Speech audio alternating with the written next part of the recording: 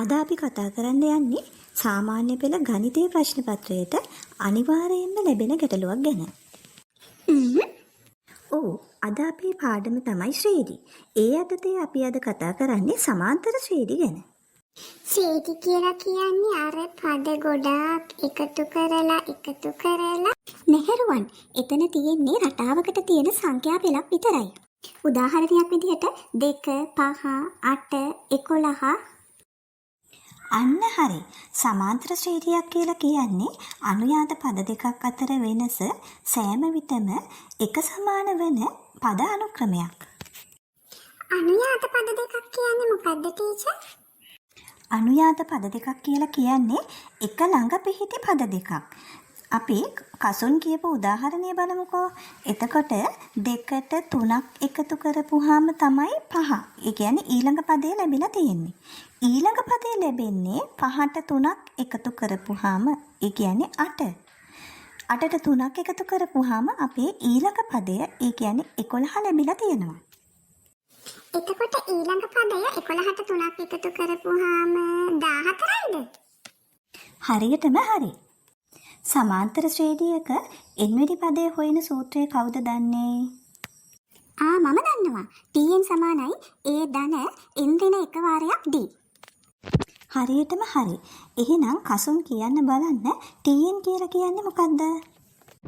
tn කියලා කියන්නේ n-වෙනි පදය. එතකොට a කියලා කියන්නේ පළවෙනි පදය. නේද ටීචර්? ඔව්. එතකොට n කියලා කියන්නේ අදාළ පදය. d කියලා කියන්නේ පොදු අන්තරය. පොදු අන්තරය. රුවන් පොදු අන්තරය කියලා කියන්නේ පසු පදයෙන් පෙර පදය අඩු කරපුවාම ලැබෙන අගය. අන්න හරි. අපි කලින් කතා කරපු උදාහරණය බලමුකෝ. 5න් 2ක් අඩු කරපුවාම ලැබෙන්නේ 3යි. ඒ කියන්නේ පොදු අන්තරය 3යි. 8න් 5ක් අඩු කරපුවාම ලැබෙන්නේ 3යි. 11න් 8ක් අඩු කරපුවාම ලැබෙන්නේ 3යි. මට දැන් තේරුණා. 11යි 14යි සලකපුවාම පසුපදේ කියන්නේ 14, පෙරපදේ කියන්නේ 11. එතකොට 14න් 11ක් අඩු කරපුවාම ලැබෙන්නේ 3යි. ඒ කියන්නේ පොදු අන්තරය 3යි. හරියටම හරි රුවන්. අපි දැන් උදාහරණයක් බලමු.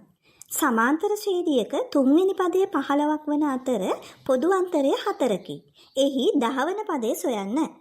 ටීචර්, එතකොට 3වෙනි පදේ කියලා කියන්නේ t3. t3 සමානයි 15යි නේද? පොදු අන්තරය 4යිනේ. ඒ කියන්නේ d සමානයි 4යි. ඔව්. අපි දැන් tn සමානයි a ධන n ඍණ එක වරක් d කියන සූත්‍රය භාවිතා කරමු. 3වෙනි පදය ඒ කියන්නේ n සමානයි 3 අවස්ථාව සලකමු. එතකොට t3 සමානයි a ධන 3 ඍණ 1 වරක් 4. හරිනේ. අපි t3 වෙනුවට 15 දාමු. ඔව්. එතකොට අපිට ලැබෙනවා 15 සමානයි a ධන 2 වැඩි කිරීම 4 කියලා. එතකොට 15 සමානයි a ධන 8. ඒ කියන්නේ a සමානයි 7 කියලා ලැබෙනවා. ඒ කියන්නේ පළවෙනි පදය 7යි. ඔව්. අපි දැන් 10 වෙනි පදය තමයි හොයන්න ඕනේ. අපි ආයෙත් සූත්‍රය යොදමුද? ඔව්. අපි tn සමානයි a ධන n ඍණ එක වාරයක් d කියන සූත්‍රයට නැවතත් අගයන් ආදේශ කරමු. හරි. අපි 10 වෙනි පදේනේ හොයන්න ඕනේ.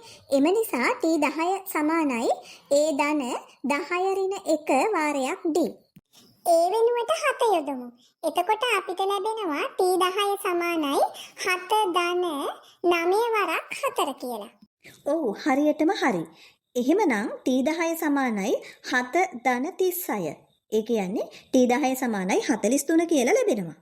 ඒ කියන්නේ 10 වෙනි පදය 43යි. ටීචර්, මට දැන් ඕනෑම පදයක් හොයන්න පුළුවන්. ඒත් ඒ වගේ එකතුව හොයන්නේ කොහොමද?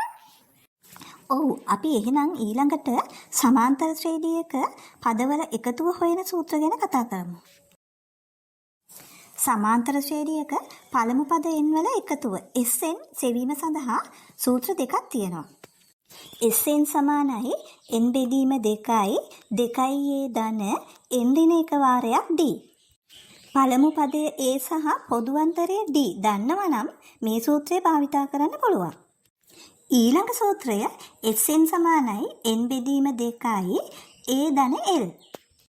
එතකොට මොකද්ද මේ l කියන්නේ? මෙතන L කියන්නේ අවසාන පදය. එහෙමත් නැත්නම් N වෙනි පදය. N වෙනි පදයේ කිව්වේ Tnද? ඔව් N වෙනි පදය. එහෙමත් නැත්නම් Tn දන්නවනම් මේක තමයි ලේසිම සූත්‍රය. ටීචර් අපි උදාහරණයක් බලමුද? මෙන්න අපේ උදාහරණය. සමාන්තර ශ්‍රේණියක පළමු පදය 5 වන අතර පොදු අන්තරය 3කි. එහි 8 වෙනි පදය සොයන්න.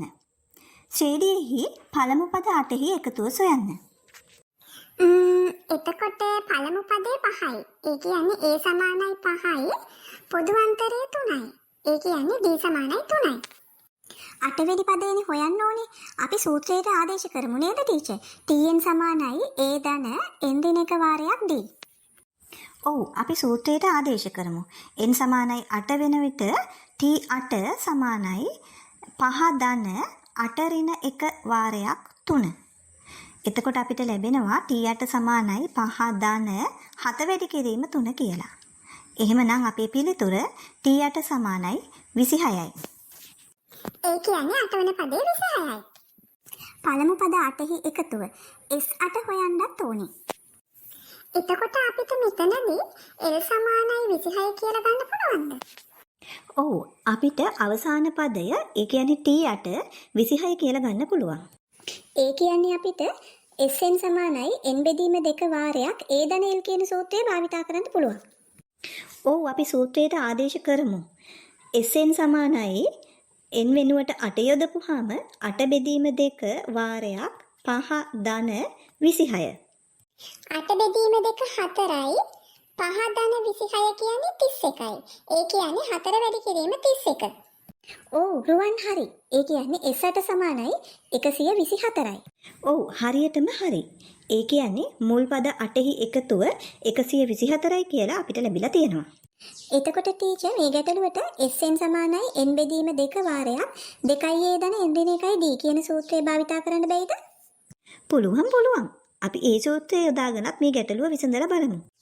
ඔන්න මම සූත්‍රයට ආදේශ කරනවා. n සමානයි 8 යොදපුවාම S8 සමානයි 8 බෙදීම 2 වාරයක් 2 වැඩි කිරීම 5 ධන 8 ඍණ 1 වරක් 3. හොඳයි රුවන්. එතකොට අපිට ලැබෙනවා S8 සමානයි 4 වරක් 10 ධන 7 වැඩි කිරීම 3. ඒ කියන්නේ 4 වරක් 10 ධන 21.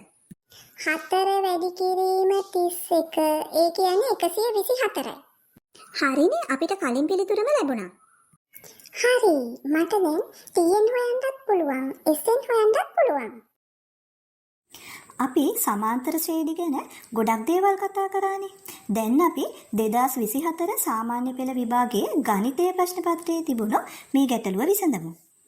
විභාග ගැටලු විසඳන එක තමයි හොඳම පුහුණුව. නේද ටීචර්? ඔව් ගැටලුව හොඳින් කියවලා බලන්නකෝ. මේක අමලා සහ සුමනාගේ කතාව. මුලින්ම අපි අමලාගේ කතාව බලමු.